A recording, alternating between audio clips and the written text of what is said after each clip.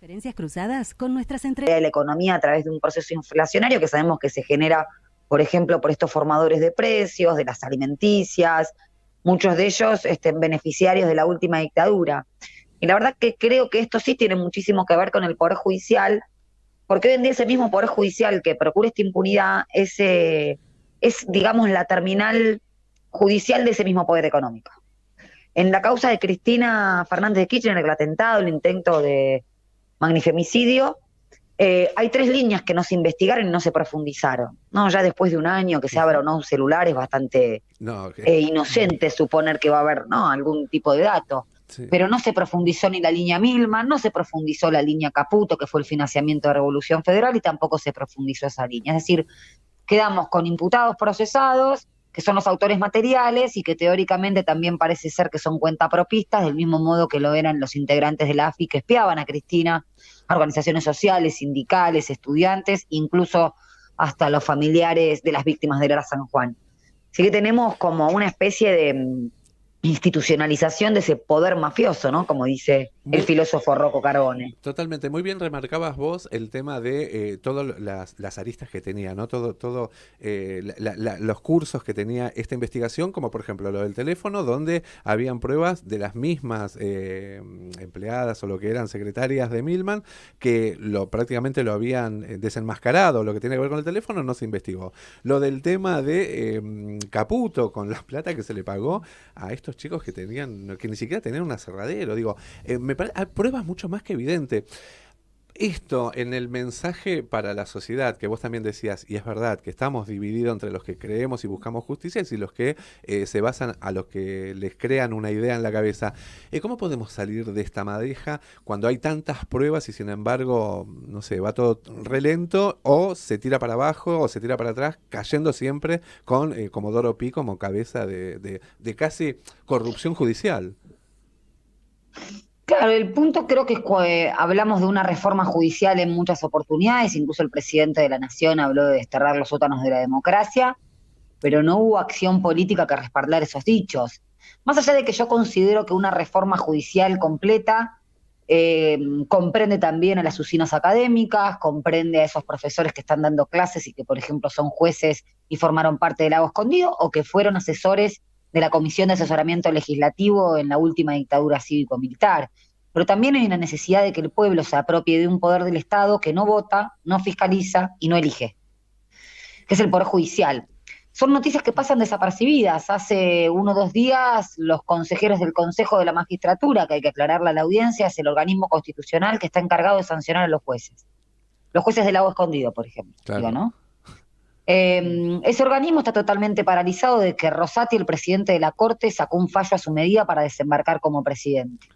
Entonces, ¿qué miedo pueden llegar a tener esos jueces que no investigan o que sacan sentencias, los jueces puestos por Macri, a favor de Macri y sus laderos, si no tienen posibilidad de ser sancionados? Y hace poquito sacó un comunicado todos los consejeros, diputados, senadores, representantes del Frente de Todos, justamente poniendo en relieve esta situación, pero pasa desapercibido, porque parece que el Poder Judicial no le llega al pueblo. Pero sí le llega al pueblo, porque no se trata incluso de la gravedad de sancionar un hecho como un atentado a la vida de la figura vicepresidencial, sino que se trata de un Poder Judicial que si se trata justamente de los consorcios económicos como las empresas de telefonía celular, y bueno, va a sacar sentencias para que no se apliquen precios Claro. máximos, como pasó por o sea, es un Poder Judicial que está afectando el bolsillo de la gente, Como le su pasó, carácter de consumidor tal cual, o de trabajador. como le pasó a la jueza Martina Ford, ¿no? Durante el macrismo que Uh-huh. frenó los aumentos y de golpe le cayeron sobre ella y sobre el marido de una forma terrible. Sí. Brutal.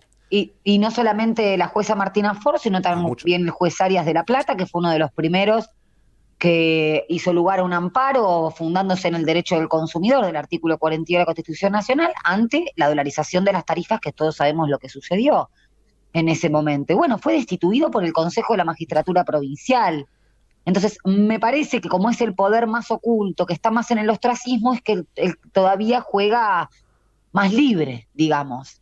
Sucede también que asistimos a un proceso en donde el poder político va perdiendo poder, respecto del poder económico, que justamente tiene como brazo ejecutor este poder judicial.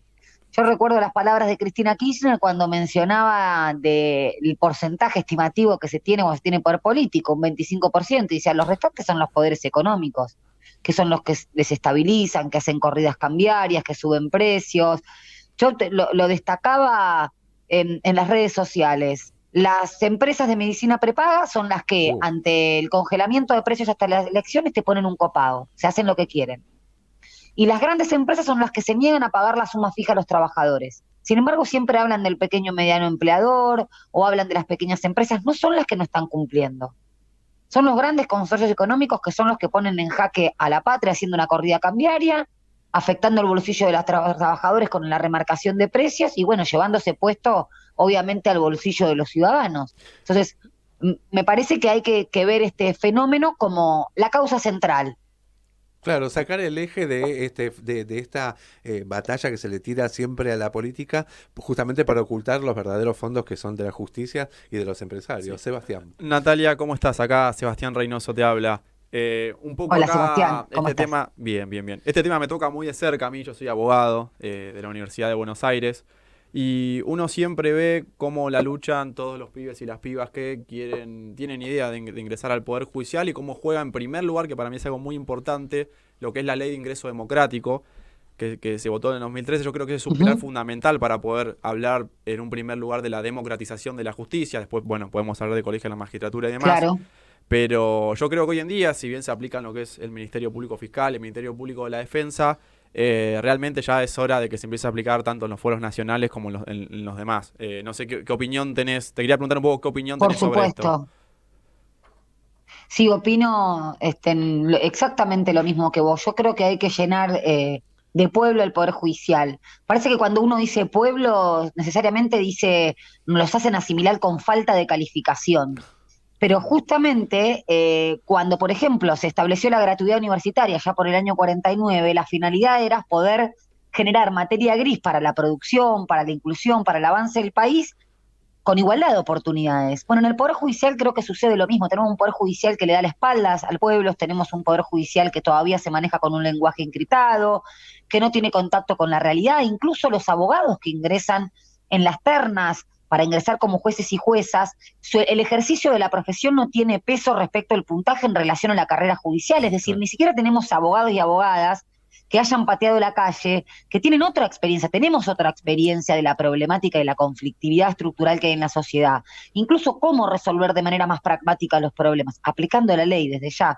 Entonces esto que decís vos es central, justamente para romper y quebrar lo que se llama la familia judicial, que no es nada más ni nada menos que replicar una lógica endogámica, donde es el tío, el primo, el abuelo, y demás. Y yo esto lo digo con mucho pesar, incluso aquellos que tienen una perspectiva de ampliación de derechos humanos, tienen, porque es una lógica objetiva, que digamos los devora de alguna manera, nos pasaría a cualquiera. De replicar esa lógica. Es muy difícil sustraerse de esa lógica judicial. Ahora, nosotros y nosotras que ejercemos la profesión, que representamos a un laborante, que representamos a una persona que se jubiló, o que representamos a alguien que tiene que entablar un amparo de salud, no vemos los problemas de la misma manera dogmática. Y me parece que eso se rompe a través del ingreso democrático. Yo voy un poquito más allá y lo planteo, sustentado de trabajos doctrinarios de varios colegas, cuando hablan incluso del extremo de tener que ser abogado para ser juez. Yo me pregunto, ¿quién está dentro de la Comisión de Salud, por ejemplo, del Congreso, tiene que ser médico? No, tiene asesores médicos. Claro, ¿O totalmente. por qué los jueces tienen que ser abogados? Si pueden tener sus asesores, ¿por qué no tenemos una justicia interdisciplinaria que trate incluso con psicólogos, con médicos, con distintos abordajes? Eso es porque hay una especie de concepción social inquistada en el consciente colectivo de que el juez es una especie de Dios, ¿no? Sí, que así como el cura dice la palabra de Dios a través de la Biblia y está ungido de ese poder, bueno, parece que los jueces y las juezas también respecto de la ley. Y la ley está en disputa en su significación. Preguntémosle a Milei si no está en disputa en su significación, que es la palabra libertad, por ejemplo. Bueno, Entonces me parece preocupante. Natalia, justamente, ¿cómo estás? Liliana Muñoz te saluda. Hablábamos de Hola, que Liliana. ahora está tan en todos lados la palabra casta, en dónde aplicarla justamente, si no también la podemos llevar a una definición real de esto encriptado, que son los jueces, que son intocables, que no validan sus conocimientos, aunque estén enquistados en el poder durante muchos años. Y volviendo a poner un ejemplo real, ¿cuál sería un sistema de elección de jueces que fuera más democrático? ¿Podríamos nosotros como ciudadanos también elegir jueces? Digamos, un ejemplo real, ¿cómo se podría democratizar este sistema? Bueno, la ley que mencionaba recién Sebastián, creo Sí. que es una ley de ingreso democrático. Ahora, la selección de los jueces, la forma de selección de los jueces está establecida en la Constitución Nacional, desde ya que precisaríamos una reforma. El tema es que fijémonos que se habla de la Constitución Nacional para lo que conviene como también una norma pétrea que no se puede cambiar. Y en realidad tenemos una Constitución de 1853 con sus sucesivas reformas, la última de 1994, y la Constitución es una ley madre, digamos, o suprema, que tiene que acompañar los cambios sociales. Y la verdad es que la Constitución, con una perspectiva social que tuvimos en 1949, fue derogada en 1955, se recuperó escasamente algún que otro derecho social en el artículo 14 bis, pero no tenemos una Constitución que se compadezca con lo que precisa la sociedad actual. Entonces, yo creo que en ese sentido bien vale plantear una necesidad de reforma constitucional, no solamente por la forma de elegir los jueces, sino también para incorporar un montón de derechos que hoy en día son un reclamo social general. Y que es necesario que la gente empiece a tomar conciencia de esto. Nati, sé que estás con la agenda muy apretada, pero me gustaría, para terminar, la opinión de lo que acaba de pasar el día de ayer, gracias obviamente a los nombres de Llorens y Bertuzzi con la Gestapo, ¿no? Que es vergonzoso porque altas pruebas también hay de lo que se intentó hacer justamente con los sindicalistas en la época del macrismo, de la mano de María Eugenia Vidal, y ahora están todos libres. Sí, es tremendo porque primero vale aclarar, estos dos jueces fueron los que Macri movió y puso en lugar sensible, contrariando incluso una acordada de la Corte Suprema, y la Corte dijo, bueno, ok, no tienen que estar en ese lugar, pero hasta tanto no se designe otro, van a permanecer ahí. ¿Quién lo designa? El Consejo de la Magistratura, que está paralizado. Esto para empezar a concatenar temas. Estos jueces lo que dijeron es que no existen pruebas de que existiera inteligencia ilegal, ¿no? Contraria a la ley de inteligencia. Recordemos que cualquier actividad de espionaje que no esté contemplada en la ley, o de inteligencia o de intromisión en la privacidad que no esté contemplado en la ley y ordenado judicialmente, es una actividad de espionaje ilegal, sobre todo cuando parte del Estado. Y en esa mesa estaba el ministro de Trabajo de la provincia de Buenos Aires, había empresarios de la construcción, había integrantes de la AFI, de inteligencia, contrainteligencia, y hablaban de armar causas judiciales. Vos presentás esta denuncia, ya tenemos arreglado a los jueces. Entonces, realmente es escandaloso, porque no solo que había pruebas, sino que había funcionarios que estaban dando cuenta de la inteligencia ilegal, ¿no? O de inteligencia ilegal, no estoy con la palabra inteligencia artificial, del espionaje ilegal. Pero en realidad, esto es materia laboral, en realidad es la ley de inteligencia nacional la que establece qué es inteligencia ilegal. Y quien se encarga de establecer la política de inteligencia nacional que fue utilizada en la última dictadura para el espionaje interno es el presidente de la Nación a través de la Agencia Federal de Inteligencia. Esto es lo que vimos. Y estos jueces son los que dicen a Macri, bueno, por ejemplo, en la causa del Ara San Juan, que también fue escandaloso. Bueno, ni siquiera lo niegan, No, hubo espionaje ilegal, pero fue para defender al presidente, para la seguridad interior. Entonces, si no nos damos cuenta que se está legitimando a través del Poder Judicial y de estos jueces cómplices y conniventes la misma actividad que hubo en la dictadura, en este caso contra sindicalistas, con la estigmatización, para poder llevar a cabo un modelo de exclusión, que es el mismo que quiere llevar Milei, entonces nos vamos a quedar siempre mancos en el análisis. Terriblemente cierto, porque de última también fíjate cómo afecta esto a la sociedad en forma negativa, que hasta los votamos para presidente, o por ejemplo en la provincia de Buenos Aires a una Carolina Píparo, que junto con el Ministerio de Seguridad encubrieron el accidente que hubo, que trataron de atropellar a dos ciclistas y prácticamente los quieren poner como gobernadores en la provincia, ¿no? Es terrible. Nati, Tremendo. me gustaría, bueno, estar con vos es escucharte en cualquier lugar donde uno te escucha, es quedarse atentamente porque es impresionante las lecciones que nos das y creo que nos faltan muchas más figuras como vos, ¿no? Y aparte en los Muchas medios de gracias. comunicación para poder despertar cabeza. La claridad, Totalmente. justamente en algo que está tan turbio para todos. Muchísimas gracias. Gracias. No es la última vez, esperemos tenerte un día aquí en piso Claro que durante no. la hora y que charlemos muchísimo más de estos temas. Muchísimas gracias. Un abrazo fuerte a todos y a todas. Por allí. Gracias. Un abrazo. Y acá, por referencias cruzadas, a través de la RZ pasó Natalia Salvo, quien es abogada laboralista, docente universitaria y asesora sindical.